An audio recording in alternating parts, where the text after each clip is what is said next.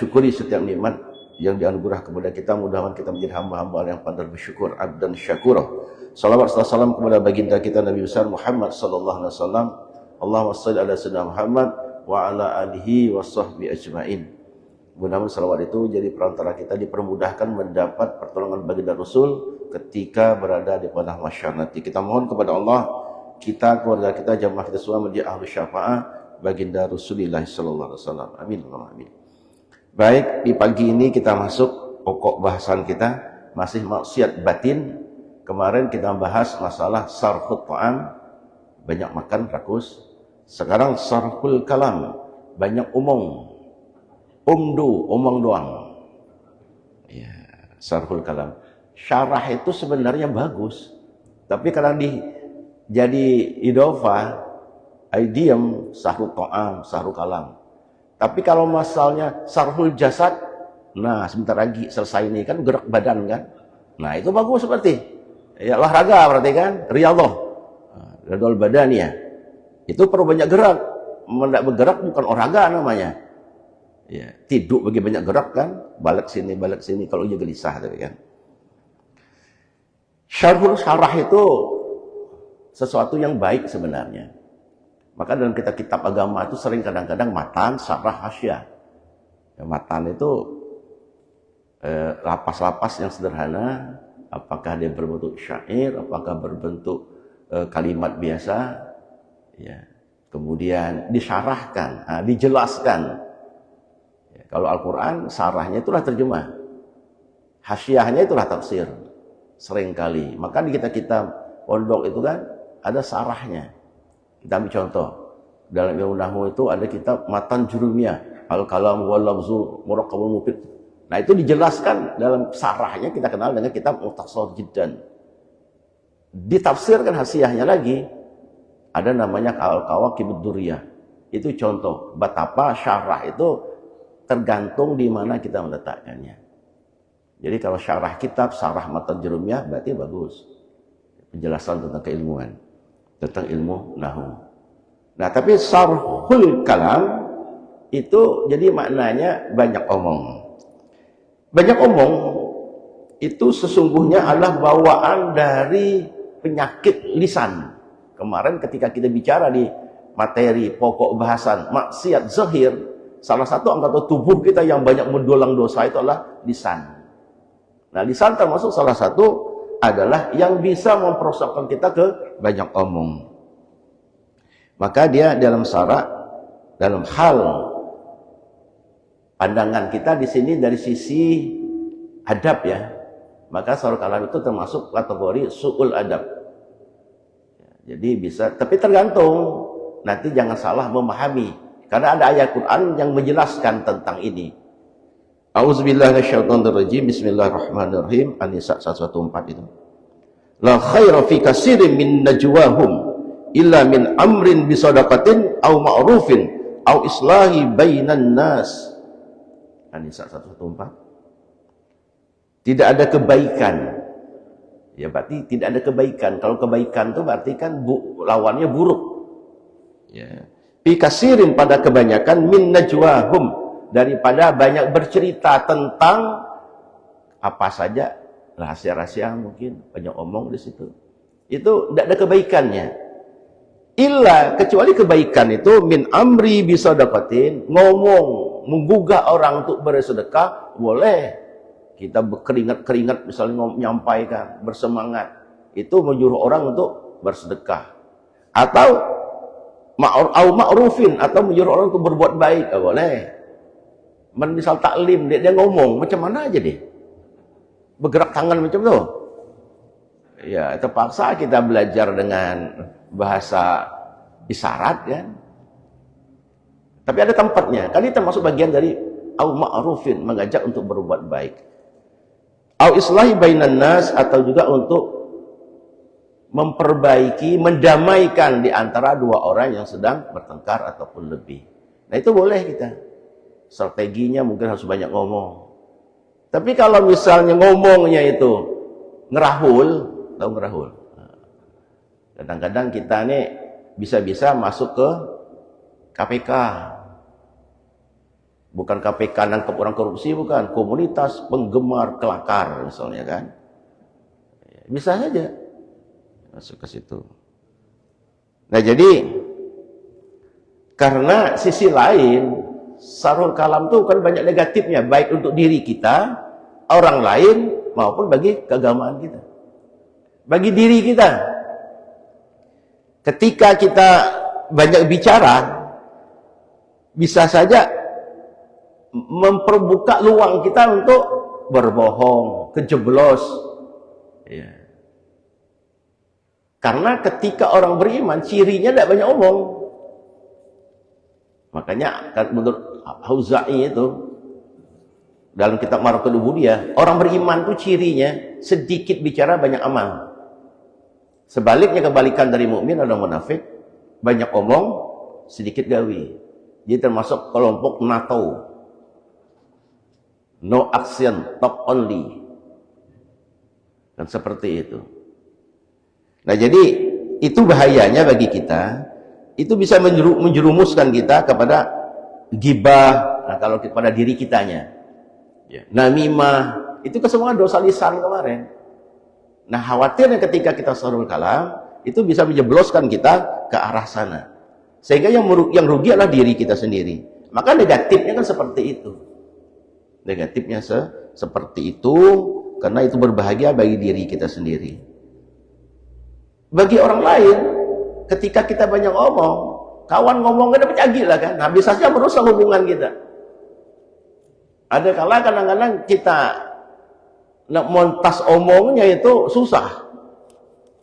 Apalagi banyak kalam tadi kan, sarul kalam itu isinya kan hanya omong doang, tidak di kenyataan.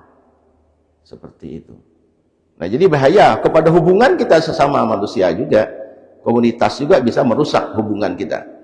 Karena bisa membuat orang lain itu tidak nyaman. Kalau tidak nyaman kan. Kita paling-paling konsepnya kalau banyak sarul kalam itu sikok konsep, kita hanya diem. Kapan itu? Kalau orang rumah kita ngeruci. Nah jangan cube-cube berbunyi. Kalau ada orang rumah, ada orang rumah kan ada perlu lagi ada yang ngeruci ya kan? Ya paksa nyari berarti kan? Nah jadi itu kita boleh diam. Tapi ketika lawan kita ngomong, yang cerita dia sudah. Iya. Dari A sampai Z balik lagi ke A sampai kampung Z kawan. Sudah ya. Nah jadi itu bahaya, membuat hubungan kita jadi tidak nyaman, karena bahkan bisa saja terjadi perselisihan. Ngomong kecil kita dulu kalau kawan nyerocos kita ngomong itu ujung-ujung ke berkelahi. Nampak berkelahi itu paham lah. Tapi sportif bertinjunya kan. Kalau di Kampung Tengah lu kemana bertinju? Ke SMP 1. Dia sapalah larainya, ke dekat di Kampung Tengah itu kan. Itu tempatnya, main bal di siala, begasak di siala. Mut amplas benang untuk lajang di situlah. Karena tiang-tiangnya banyak. Mudah kalau benang kan. Ketika tidak berani pulang, Batang Asam dan tempat tinggi kan. Nah, di sana yang buat pondok, buat rumah pondok, rumah batang itu. Itu cerita. Karena tidak mungkin pada saat kita kecil tidak melewati masa-masa seperti itu. Mungkin anak-anak tertentu, orang kampung kan, apalagi yang kampung tengah, sebelihnya kampung dalam, sebelih sana Jalan Garuda. Pahamlah anak kadal kan. Nah itu sebagai cerita bisa terjadi. Apalagi ketika kita dewasa. Banyak omong lawan kita jadi tidak nyaman. Ujung-ujung ditinggal kawan. Ya. Dan juga bisa merusak nilai-nilai. Nilai apa? Ya nilai persahabatan kita, nilai-nilai norma agama bisa rusak. Ketika kita banyak ngomong. Ketika kita ngomong kan perlu juga masukan dari yang lain. Kita dengar. Itu namanya diskusi atau muzakarah. Tapi kalau ngomong banyak ujung-ujungnya terjeblos ke mirok. Mirok itu kan lebih jahat daripada jidal. Mirok lebih jahat dari jidal. Karena itu semuanya adalah dosa-dosa yang asal mula dari lisan kita. Maka dalam Al-Quran dikatakan An-Nisa 114 tadi, bukan kebaikan, berarti su'ul adab. Kalau kita hanya bercerita, banyak cerita tentang najwa, bisa rahasia, bisa apa-apa hal yang menyangkut urusan kita. Tetapi kebaikan itu sesungguhnya adalah orang yang mampu mengajak orang bersedekah, itu perlu banyak menyampaikan dengan banyak omong mungkin. Itu ada tempatnya. Atau ketika kita mengajak orang berbuat baik, atau kita mendamaikan orang sedang bertengkar, itu perlu. Karena kata Rasulullah SAW, kalau kita tidak mampu untuk menjaga lisan kita karena banyak omong, ada klausulnya. Man kana yu'minu billahi wal yaumil akhir falyakul khairan aw liyasmut. Salah satu ciri orang beriman itu iman kepada Allah, iman kepada hari akhir. Seringkali hadis Nabi itu mengkaitkan antara iman kepada Allah, iman kepada hari akhir. Apa maksudnya? Iman kepada Allah itu kan iman tertinggi kita, keyakinan kita kepada Allah.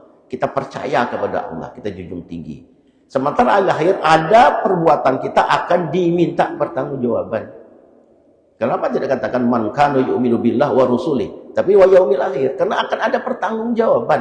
Kemarin kita katakan lisan kita ketika ditutup Allah, tangan, kaki kita akan berbicara, termasuk anggota tubuh kita yang lain.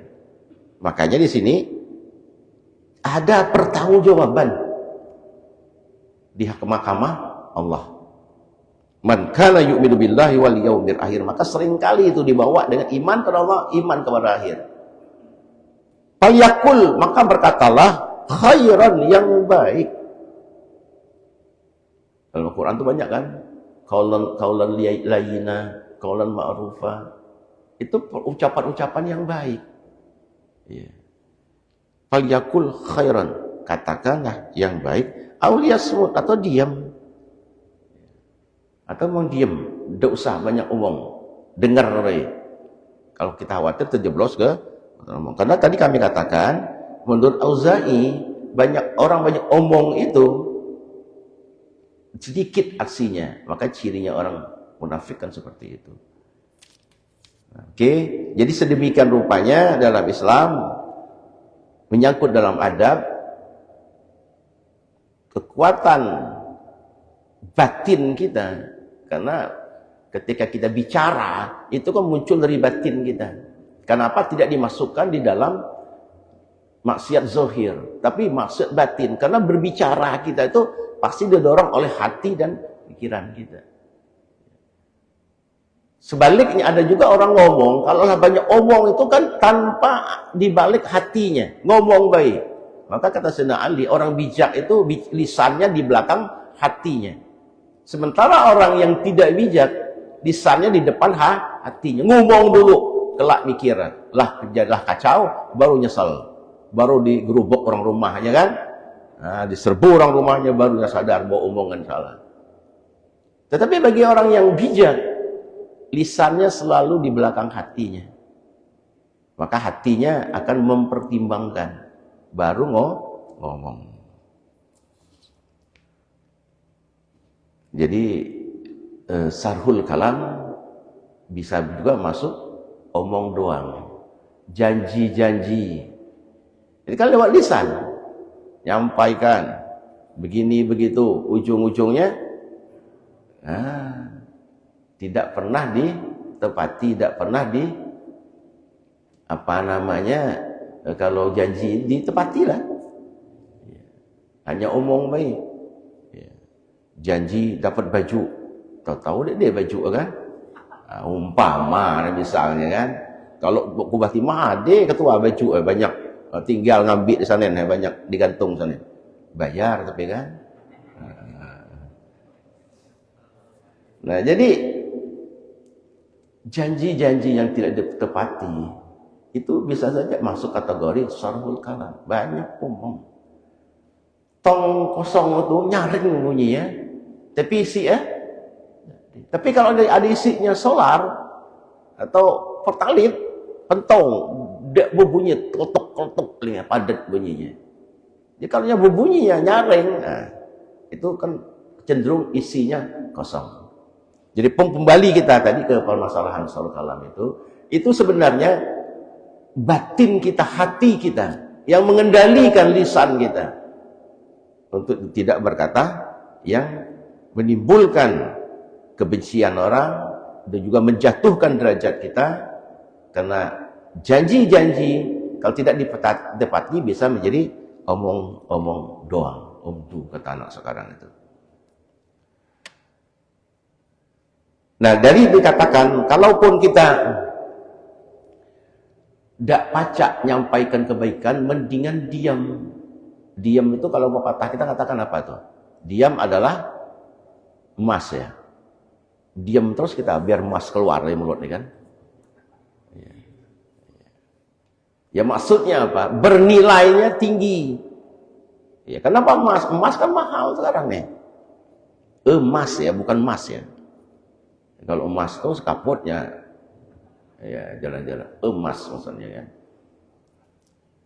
Karena bernilai tinggi, maka disebut diam itu adalah emas. Tapi ketika berhadapan dengan kemungkaran, nah kita harus bukan diam, harus berbunyi. Tidak mampu berbunyi dengan lisan kita, tangan kita, ya sudah hati kita. Minimal, walaupun ada aful iman.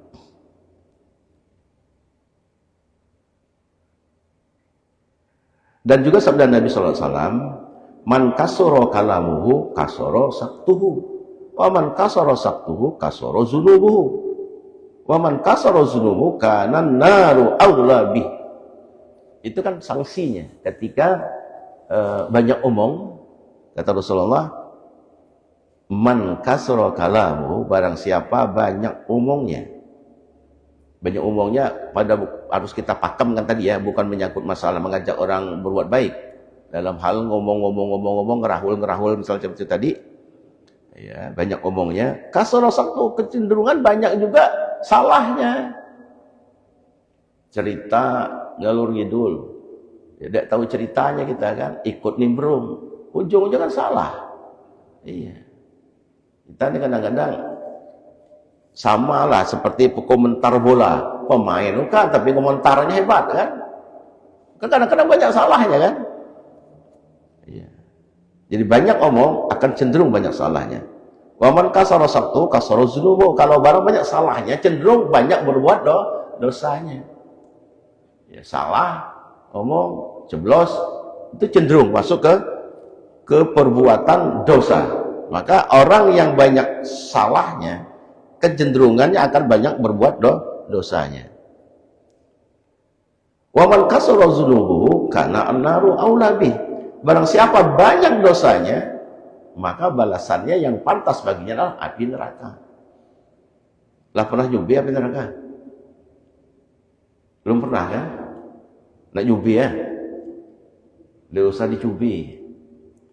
Orang mau mendidihkan timah itu ketika masuk keringatnya atau air meledak kan. Nah ternyata neraka itu kan api yang ada di muka bumi ini hanya 1/73-nya.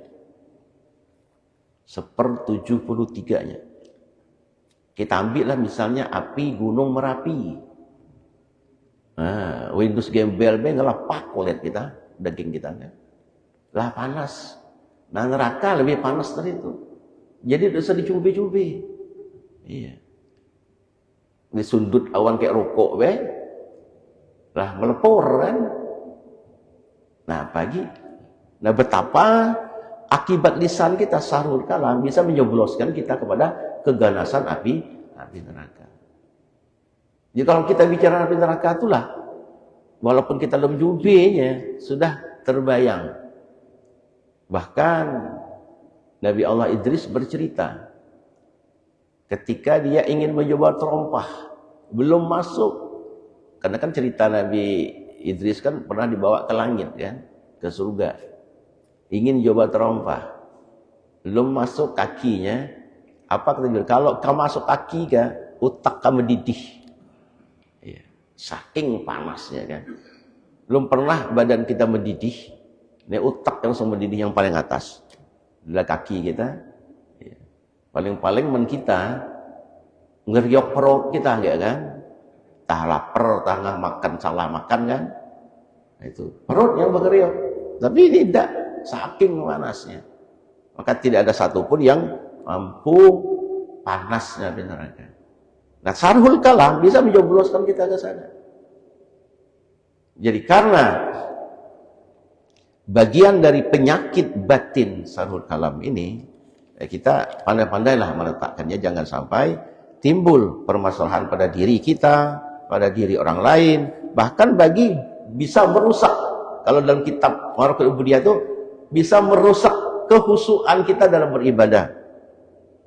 Karena dia akan mengganggu, itu masalahnya. Ya kalau kelakar itu sekedar. Karena memang sesungguhnya berkelakar berlebihan tidak boleh. Tapi kalau misalnya bikin suasana untuk membuat orang respect lagi terhadap suasana, ya bisa saja kita gunakan. Tapi ketika kelakar yang berlebihan, itu bisa termasuk kategori syahwul kalam. Ya, kalau misalnya gelar Habib misalnya, ini maklumilah misalnya kan. Ya, ada gelar Habib misalnya. Jadi ada, alhamdulillah. Ya, kalau datang, karena kata teman tuh, kata ketua tuh Habibung. Ya. Nah, kelakar yang berlebihan itu bisa kategori syahwul kalam. Tapi kalau kelakar yang sifat membuat situasi kondisi itu membuat orang respect kembali, kadang-kadang perlu juga kita kadang-kadang apalagi guru jam-jam sudah istirahat zuhur tuh kan jam-jam kritis tuh yang mendapat bikin suasana, ya sudahlah, bukan hanya siswanya tidur, guru yang ngomong pun ikut linot. Nah, itu bahaya ya. Maka kadang-kadang ada trik dalam metode mengajar itu kan, perlu suasananya nih dibikin hangat sehingga membuat anak-anak tuh tetap fresh ketika belajar. Jadi ketika kita ada mau kita diskusikan, silakan kalau ada. Kalau didiskusikan silakan. Belum ada? Tidak ada sabar lagi nak olahraga. Ya, kita tunggu suruknya berapa? 32 ya. 9 menit lagi. Oke. Nah, jadi kembali kita ke sarhul kalam. Jangan sampai kita terbawa arus.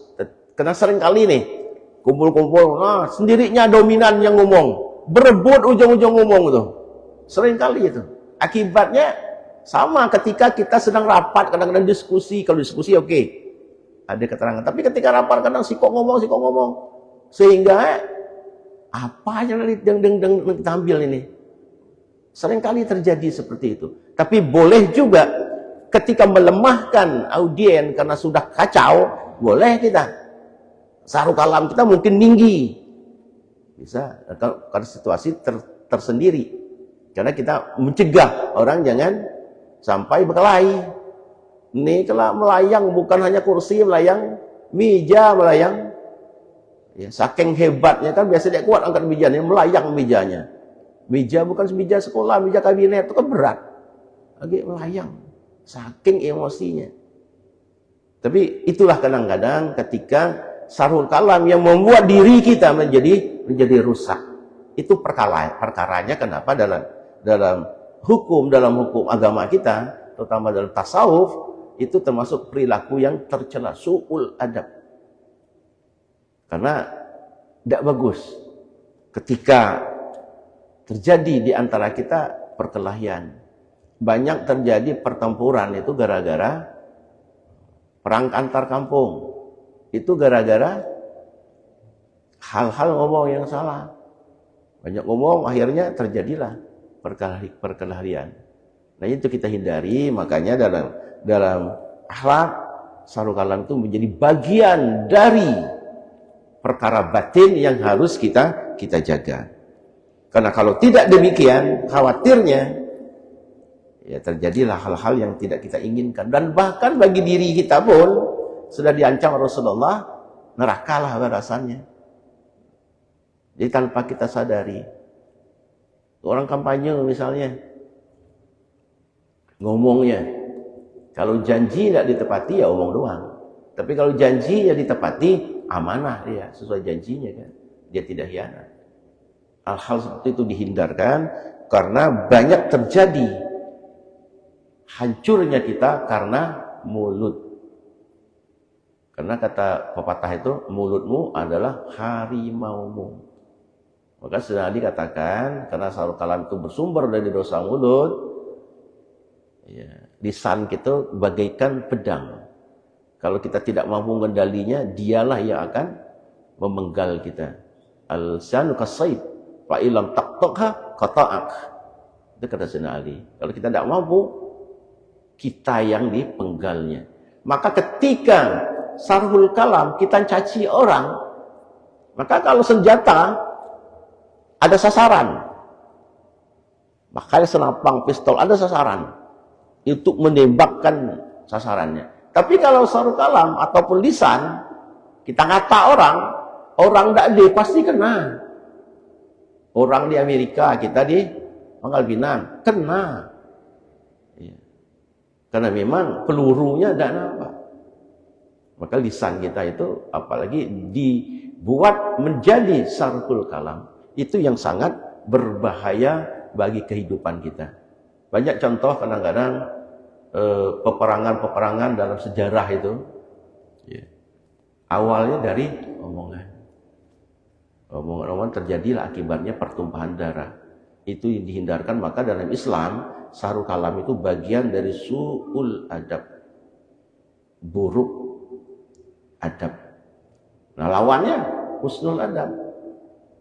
Boleh kita bicara, tetapi kalau kebenaran itu kita sampaikan lebih baik. Tapi kalau bukan kebenaran, ya diem baik.